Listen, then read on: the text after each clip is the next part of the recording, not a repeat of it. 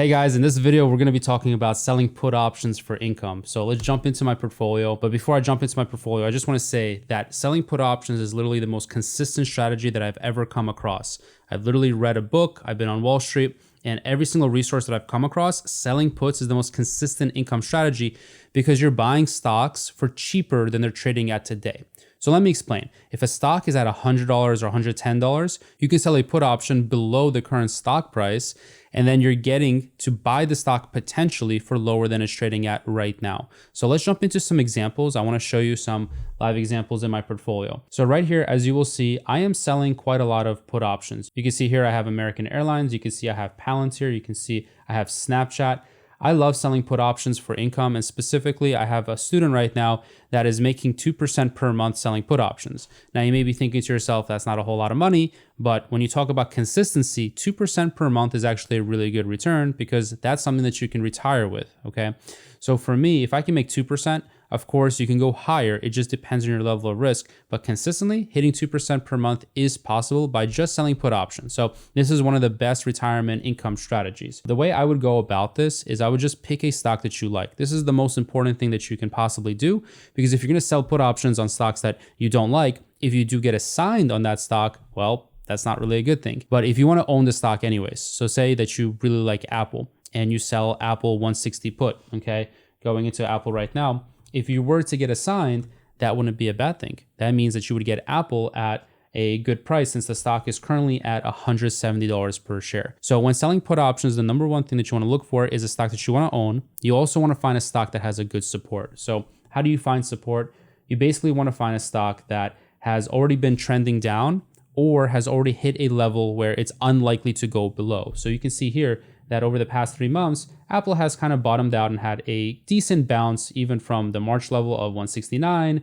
It is showing some signs of just going sideways right now. Plus, not to mention, Apple is a really good brand. So if I were to sell a put option right now, it would be on Apple. So I would just go to Apple options, okay? Then I would go into sell put option. Now, the best expirations for put options is it really depends on what you want to accomplish, okay? So if you want to go for weekly income, you can sell options that are expiring every single week. If you want to go for a monthly income, you can go for options expiring every month. One is not necessarily better than the other. So whether you collect $1,000 in a week or, $4,000 in a month, it's the same amount, but you get more, more permutations in the weekly strategy. You get to see it more often, you get to have more experience, but in the long term, as you sell options, as you get more experience, as this stuff becomes more easy, consistent, and passive for you, I do recommend going for monthly expirations. So I'm going to show you a 1 month option expiration. I'm going to make, the option expiration right now, May 24th. If you're watching this in the future, it doesn't really matter. Just copy the same logic that I'm showing you with, put options right now, my same thought process, and just do it for your favorite stock, whether that's Apple, whether that's Google or Amazon or any stock. But I will say that you don't want to do this strategy on a stock that doesn't have much liquidity. I'll show you what that looks like in just a second after I finish that Apple put example. So check it out. If I were to go ahead and sell a put option at 160 and I expand this right now, you will see that the bid here is 176 and the ask is 182. What that means is if you were to be a buyer, you would be kind of forced to buy closer to 182. And if you were to be a seller, you'd have to kind of sell it closer to 176. The thing is, that's not necessarily a good thing. Well, it's actually not a good thing at all. That's why you want to find a option that has a tight bid-ask spread.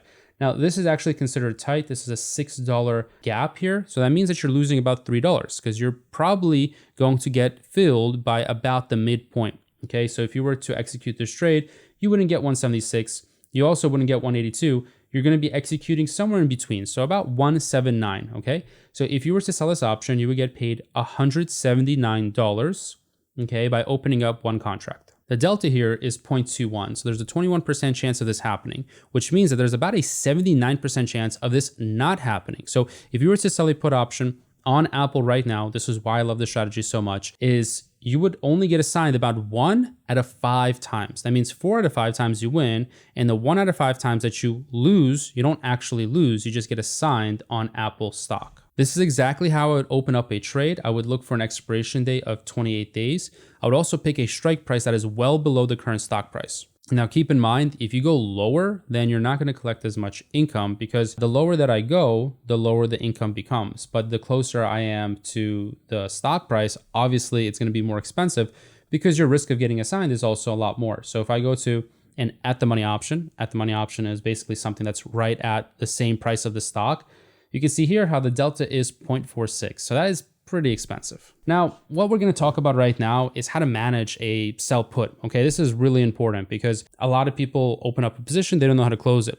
But the good news is, by selling put options is actually one of the most simplest strategies ever. Because when I sell a put option, the only thing that I do is I wait until expiration. So at expiration, what happens is either it's out of the money, which is cool, and then I just wait over the weekend, and on Monday I will sell another put option. Or on Monday, what I'll do is, if I got assigned the shares, that's totally fine. I wanted to get assigned the shares anyways. So either I can hold those, shares of stock, can wait for it to recover, I can just hold it for the long term, or I can turn around and start generating income with those shares. I'll drop you a video about covered calls. That's the covered call strategy.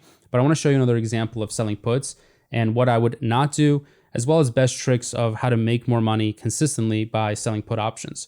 So I have a watch list right here, and I would basically look at, different stocks that I like. So right now, these are the stocks that I hold: Apple, Amazon, American Airlines, Palantir. So let's just go into Palantir right now, because Palantir is a favorite of many investors, just because, for many reasons. Palantir has a lot of innovation. They are growing a lot, as well as the stock share price is also just very good, because selling a put option is only $2,200. Because essentially, when you sell a put option, you need to have the capital there to potentially buy that put option. All right. So potentially buy those shares, 100 shares. So 100 shares would be $2,200. Okay. So essentially, it would be $2,200 if you were to get assigned. So what you would do in this example is you would just, again, go to Trade Palantir Options. Now, what I would look at is I would look at selling put option. I would go for a lower delta, just like I was mentioning in the previous example. Now, you can go for really short expiration days. Like, there's nothing wrong with that. You can go for like May 3rd, for example. That's a week out. And if you were to go a week out, you're going to collect a lot less premium, and you're also going to be trading more often. So it is a bit more work. I don't know if I would recommend that, but it is really exciting to go shorter term. So you can definitely practice by doing weekly option trading. So for example, you can go for the 21 strike and just sell a put option. So in this example, you would collect $30. And yes, you are technically having a max loss of $2,070, right? It says $2,070. Well, the truth is you can't lose $2,070. You can if the company goes bankrupt, but that's not going to happen. So when it says $2,070, that's not really an issue. What you should think about is, do I like the stock? Am I ready to buy it?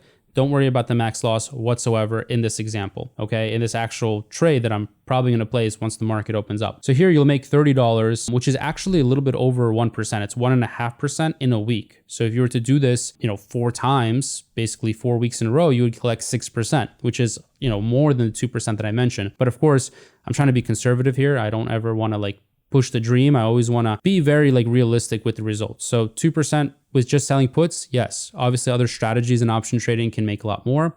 I have some strategies that are on this channel that can double your money, right? That's a bull call spread. That's more of those aggressive strategies. But for just the most safe passive income, selling put options, 2%, maybe 3%, or obviously in a bull market, you can make a lot more. So back when Tesla was going up a lot in 2021, I was selling put options on Tesla. I was making way more, like 1% a week easily.